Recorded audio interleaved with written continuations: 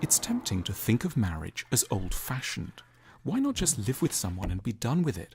What need for a public ceremony? Why the weird traditions, all those churches, temples, hymns, vows and prayers? Marriage must be a silly relic from the religious childhood of humankind, not designed for the more logical modern world. And yet it survives. The essence of marriage is to tie our hands, to frustrate our wills, to put high and costly obstacles in the way of splitting up. Why do we do this? Originally, we told ourselves that God wanted us to stay married, but even now, when God is not invoked, we keep making sure that marriage is rather hard to undo. For one thing, you carefully invite everyone you know to watch you say you'll stick together. You willingly create a huge layer of embarrassment were you ever to turn around and admit it might have been a mistake. Furthermore, even though you could keep things separate, marriage tends to mean deep economic and legal entanglements. You know it's going to take the work of a phalanx of accountants and lawyers to prise you apart. It could be done, but it will be ruinous. It's as if we somewhere recognize that there might, rather strangely, be some quite good, though uncomfortable reasons why making it difficult to split up a union can be an advantage for its members. The marshmallow test was a celebrated experiment in the history of psychology, designed to measure children's ability to delay gratification and track the consequences of being able to think long-term. Some 3-year-old children were offered a marshmallow, but told they would get 2 if they held off from eating the first one for 5 minutes. It turned out a lot of children just couldn't make it through this period. It was too tempting.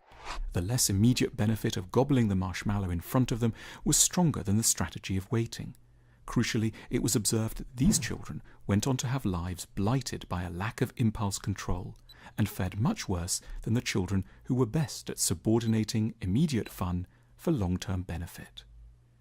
Relationships are perhaps no different. Here too, many things feel very urgent. We're angry and want to get out. We're excited by a new person and need to abandon our present partner at once. And yet, as we look around for the exit, every way seems blocked. It would cost a fortune. It would be embarrassing. It would take an age. This isn't a coincidence.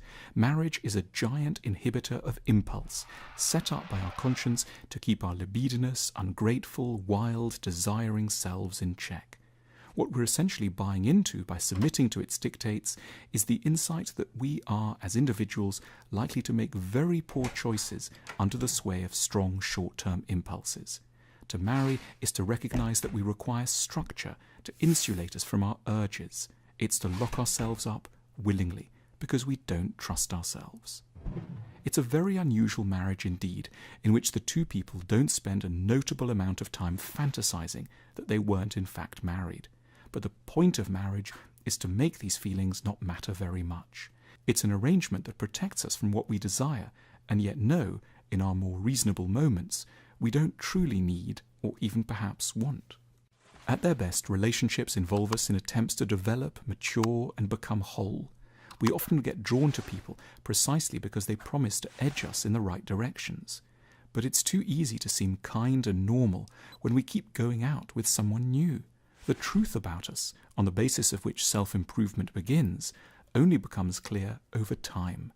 Chances of development increase hugely when we don't keep running away to people who will falsely reassure us there's nothing too wrong with us. Over time, the argument for marriage has shifted. It's no longer about external forces having power over us. What we are correctly now focused on is the psychological point of making it hard to throw it all in.